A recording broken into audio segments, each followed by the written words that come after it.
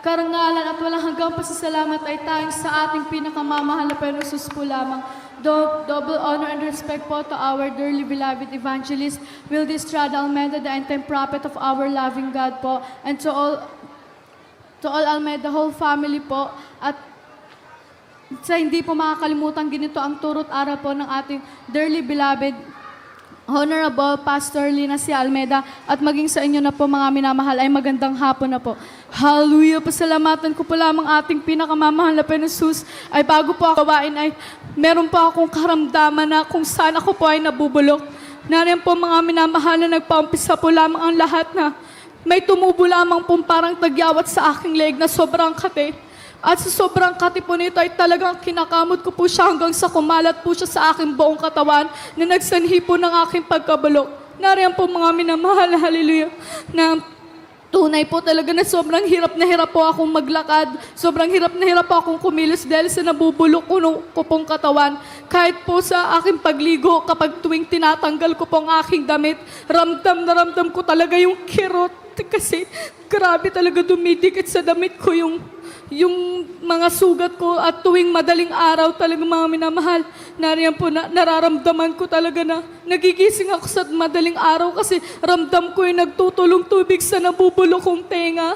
Hirap na hirap po akong lumingon sa kanan at aking kaliwa dahil po hindi ko po ito maikilos. Kailangan ko pong kumilos ng malarobot para lang kumilos ako sa kanan at sa kaliwa. Kinukuskusan ko ng yelo ang aking mga sugat para kahit papano maibsan. Ginagamitan ko po ito ng ointment, pinapahiran ko at umiinom po ako ng kahit anong uri ng gamot. Kahit sa aking pagligo, ginagamit ko po yung pambanlawis, yung pinaglagaan po ng dahon ng bayabas. Ngunit wala po talagang akong kagalingan na nakamtan dyan, hallelujah. Ngunit nung ako po'y dinala ng mahal na Panginoon dito sa ating banal na gawain, narin ang tunay na himala ng mahal na Panginoon. Nabautismuhan po ako November 28, 2021 sa dako po ng Marilao Outreach. Nariyan po na hallelujah, gradually pinagaling ako ng mahal na Panginoon na wala po akong ginagamit na kahit anong gamot. Wala po akong ginagamit na kahit anong ointment na pinapahid ko po sa aking mga sugat. Tunay na kagalingan ay nakamtan ko po sa ating pinakamamahal na Panginoon Jesus po. Hallelujah! Ipasalamat ko po sa ating pinakamamahal na Panginoon Jesus. Bagamat nariyan po ang mga nagsasabi po sa akin na ako po ay magpagamit sa banal na ubasan ng ating mahal na Panginoon. Ngunit po talaga sinabi ko sa mahal na Panginoon na mahal na Panginoon, ayoko po talaga magpagamit bilang isang mga awit kasi tunay na hindi ko po kayang gampanan ang katungkulan ng isang choir. Alam niyo mga minamahal, tunay na hindi po yun ang kalooban ng mahal na Panginoon ko.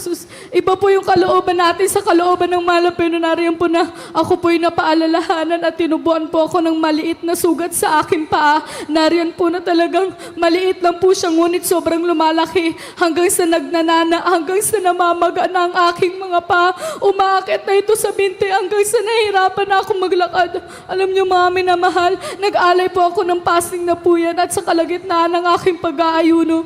Kinausap ko ang ating pinakamamahal na Panginoon Jesus. Ang sabi ko po, mahal na Panginoon Jesus, hallelujah, kung kalooban mo po na magamit mo po ako sa iyong banal na ubasan, mahal na Panginoon, magpapagamit na po ako. Alam niyo po, sa malang kaparaanan ng mahal na Panginoon Jesus, tunay po, nariyan po talaga na nakamtan ko ang aking kagalingan. Nariyan po ang yung sugat mo na nagtutubig, bigla pong pinaliit ng ating mahal na Panginoon Jesus. Ang namamaga ko pong mga paa ay biglang pinaliit ng ating pinakamamahal na Panginoon Jesus.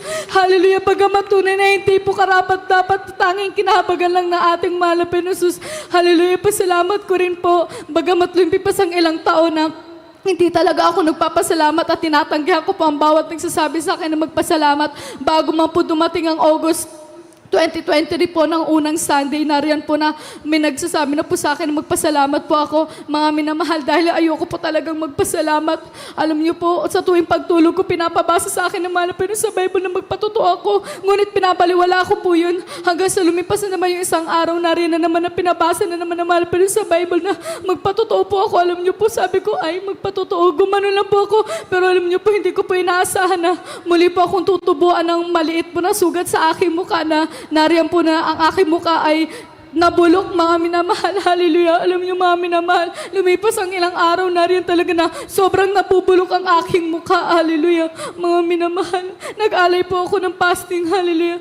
At sa dakilang kahabagan po ng Malapenusos ay bagamat first day of fasting ko po lamang, sabi ko sa ating Malapenusos, kung kalooban mo po ako magpatotoo, Malapenusos, magpapatotoo po ako. Alam niyo, mga minamahal, nagulat ako kasi pagtingin ko sa salamin, tunay na pinagaling ako ng Malapenon. Instant ko pong nakamtan ang kagalingan na nagmumula sa Malapenon.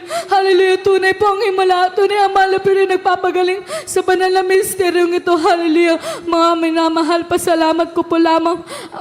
Nung kabaguhan pa lang po namin sa aming paglilingkod, na rin po ang aking beloved mama na nagdura po yun ng ubo dahil nagdura po ng dugo dahil po sa inaatake po ng pag-ubo niya. Na rin po nasabi na aking beloved mama, anak, magpuri tayo kasi na rin nakita ko po yung paghirap na aking mama sa pag-ubo.